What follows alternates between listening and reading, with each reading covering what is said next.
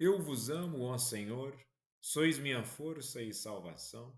Salmo 17. Um bom dia. Em nome do Pai, do Filho e do Espírito Santo. Amém. Recorramos sempre à poderosa intercessão de Maria Santíssima, nossa Mãe, e de São José, o Justo.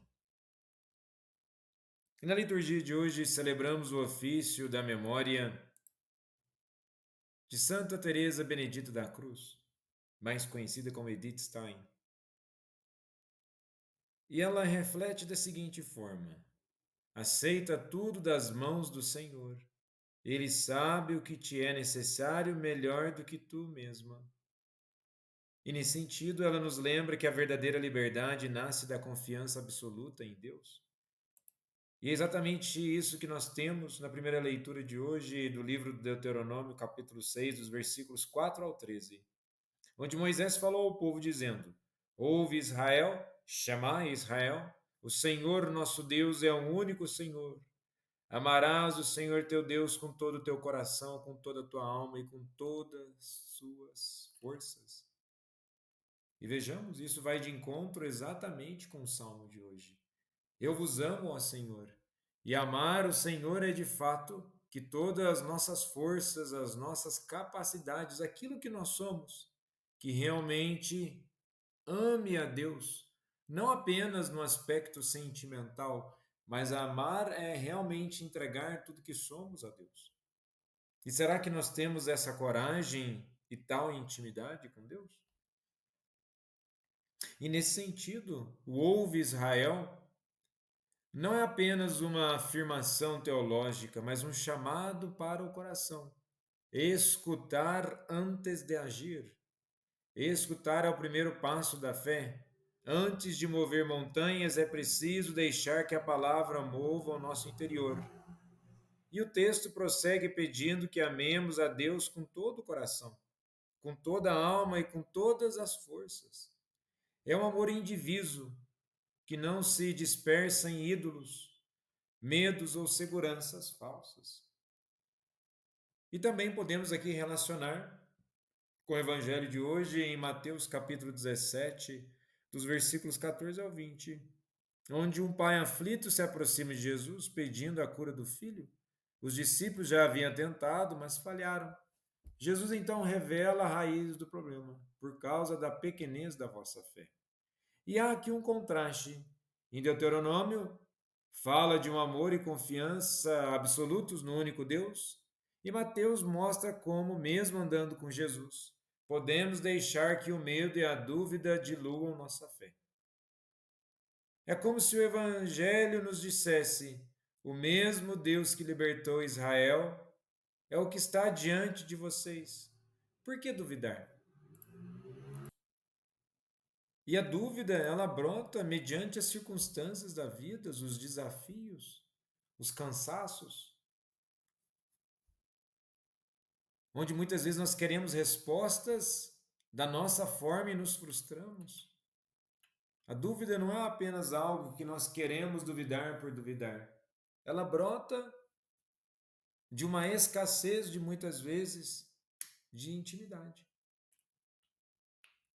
E no versículo 12 está assim, numa advertência de Deus: guarda-te de esquecer o Senhor, que tirou da terra do Egito. O esquecimento é um ladrão silencioso da fé.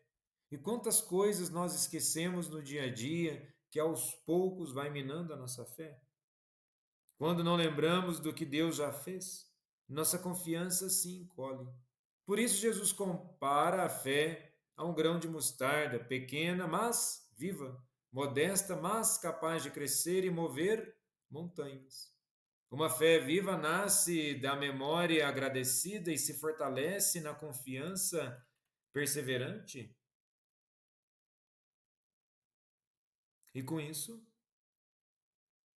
é o que ele diz no versículo 20: porque a vossa fé é demasiado pequena, em verdade vos digo, se vós tiverdes fé do tamanho de uma semente, de mostarda, direis a esta montanha, vai daqui para lá, e ela irá. E será que nós estamos falando isso para os nossos problemas?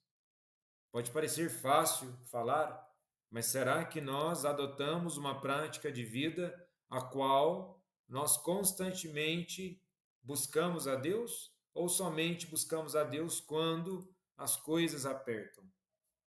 E nesse sentido, amar a Deus sobre todas as coisas não é só cumprir um mandamento, mas viver a certeza de que Ele é o único fundamento seguro.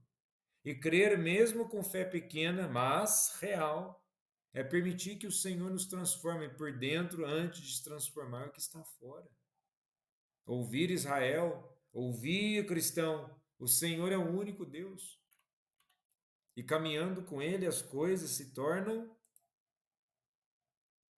não digo mais fáceis, mas elas se tornam mais seguras. Por mais que tenhamos desafios, temos Deus que nos ampara. E com isso, no contexto do Evangelho de hoje, onde temos um episódio logo após a transfiguração, os discípulos descem da montanha e se deparam com a realidade dura da vida. Um pai desesperado, um filho atormentado e os discípulos impotentes diante do sofrimento. É um contraste marcante a glória da montanha e a miséria do vale. E muitas vezes, enquanto cristãos, nós temos esse desafio. Nós vamos na igreja, num retiro, escutamos uma palavra ou uma pregação e sentimos totalmente entusiasmados. O que quer dizer entusiasmados? Cheios de Deus. Mas quando nós nos deparamos com os desafios da realidade, e aonde está a fé? Bom, tal contexto dessa leitura nos mostra que a experiência da oração e da intimidade com Deus não nos isenta de enfrentar o sofrimento humano. Ao contrário, nos prepara para ser presença de Deus nele. A fé autêntica não se mede pelo êxtase na oração, mas pela caridade de encarnar a compaixão de Cristo no mundo real. Jesus identifica a raiz do problema por causa da vossa pouca fé. E o termo aqui não significa ausência total, mas fé pequena, hesitante, inconstante. É aquela que até crê em Deus, mas não se entrega totalmente, pois não é obediente o suficiente. Crê no poder de Deus, mas não o traz para o concreto da vida. E é exatamente aqui que temos a ligação com a primeira leitura, onde a verdadeira fé bíblica não é só acreditar que Deus existe, mas amá-lo com todo o coração, toda a alma e todas as forças, e para tanto é preciso, novamente, obediência. E com isso, a obediência requer uma adesão integral, por total, sem reservas. A pouca fé é justamente o oposto. É fragmentada, dividida, misturada com a autoconfiança ou com a dúvida. E por isso, devemos entender que a vivência da fé não se limita ao discurso religioso, não se deixa paralisar pela dúvida, embora muitas vezes a dúvida ela seja esmagadora, e também viver a fé não busca controlar Deus, mas se abre a ser usado por Ele. O verdadeiro desafio não é aumentar a fé como se fosse uma musculatura espiritual, mas purificá-la da incredulidade e da autossuficiência. É a mesma lógica do chamar de Deuteronômio, amar e confiar no Senhor com todo o ser. Santa Teresa Benedita da Cruz, rogai por nós. Jesus, manso e humilde de coração, fazei nosso coração semelhante ao vosso.